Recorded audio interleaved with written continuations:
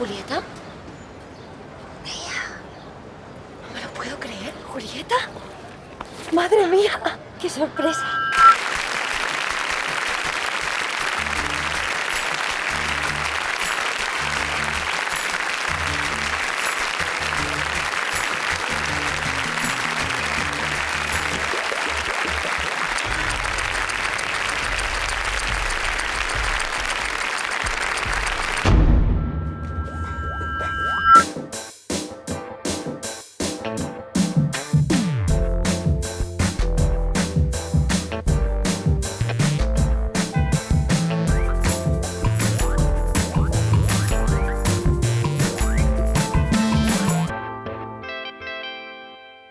What are you waiting for?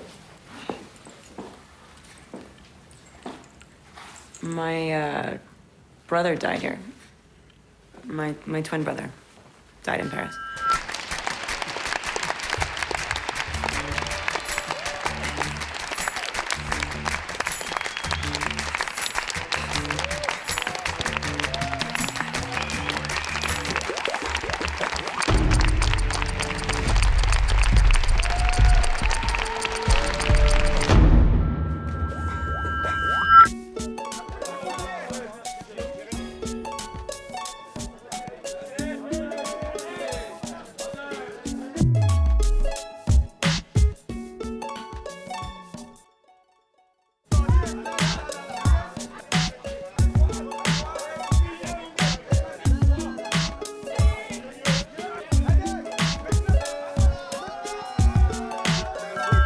Je veux que tu apprennes à faire un bon diagnostic.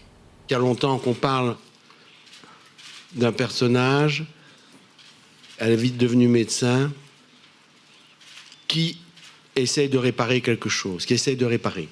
Si tu te laisses émouvoir par la souffrance du patient, tu perds la distance, tu fais un mauvais diagnostic. Je t'ai dit, ça a été plus fort que moi.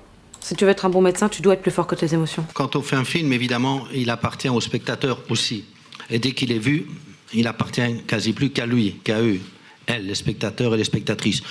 Alors, vous pouvez prendre le film comme ça, effectivement, comme posant la question de la responsabilité. Mais nous, c'est pas tellement...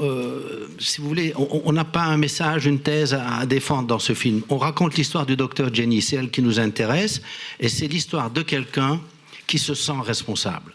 Voilà. Et qui va refuser le sommeil, qui va refuser de s'endormir et de dire j'ai rien vu, j'ai rien entendu, je continue ma vie comme avant. Les histoires que vous racontez dans vos films, c'est plus moral, individuel ou social? Les deux, mon général, les deux. Les deux. C'est-à-dire, on raconte des histoires individuelles, on s'intéresse à des individus, ce qui nous intéresse, ce sont les gens. Mais c'est certain que pour le spectateur, et c'est là que le film, on ne le fait pas pour rester dans la boîte, on ne le fait pas pour qu'il ne soit pas vu, on le fait pour quelqu'un. Il s'adresse au spectateur. Et évidemment, le spectateur, il peut le lire comme une histoire qui fait un diagnostic sur la société aussi. Baisse pas vite.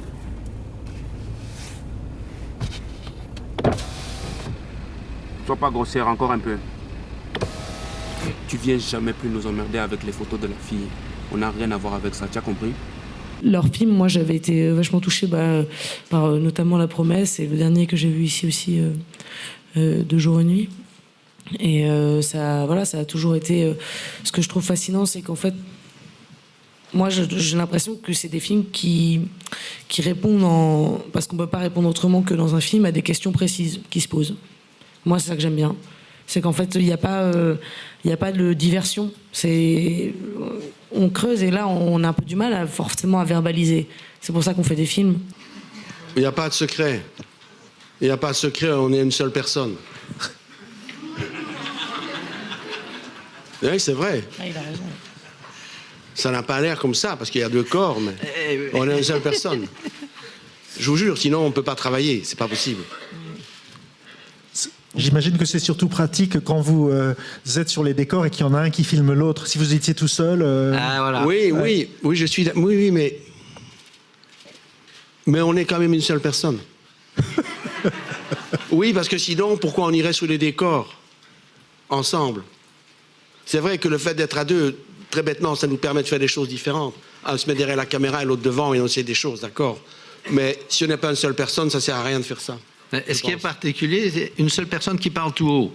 Parce que quand on travaille avec les acteurs au début, nous, si on a une idée et qu'elle n'est pas bonne, ben, on ne se dit pas dans sa tête, bon, je me suis trompé. Non, on le dit, non, là, je crois il faut refaire autrement. On est obligé de parler tout haut, si je puis dire. Et ça, parfois, ça surprend. Adèle, je ne pense pas que ça l'a surprise, mais d'autres acteurs et actrices avec qui on a travaillé, ça les surprenait qu'on dise tout haut qu'on se trompait.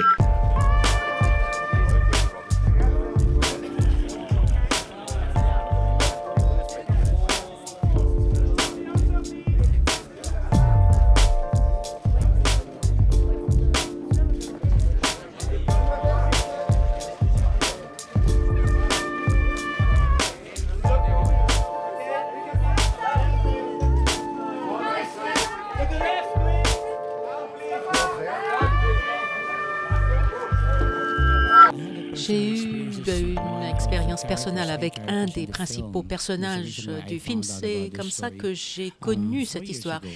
C'était il y a 4 ans et depuis, j'ai essayé de suivre cette personne. Comment il vivait, les interactions qu'il pouvait y avoir avec la famille et leurs expériences personnelles avec la police. Alam niyo ba kung ano mangyayari sa magulang niyo?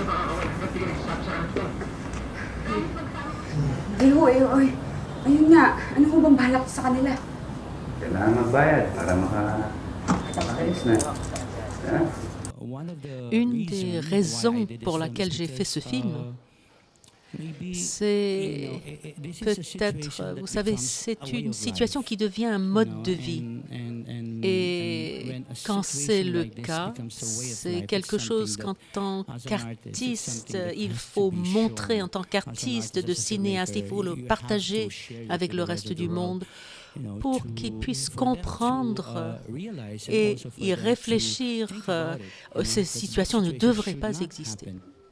O sa akin yan Akin yan yan yung kinuha mo sa bahay Ninakaw mo yan Hoy, kinang ina mo, wala ka sa lugar mo, baka ihampas ko sa... Tangina mo, ikaw ang may kaso rito, ha? Pasensya na po, pasensya na, sir. Sorry. Sir, tangina yan, sir, mga nakikiusap lang naman yun, Pasensya na po.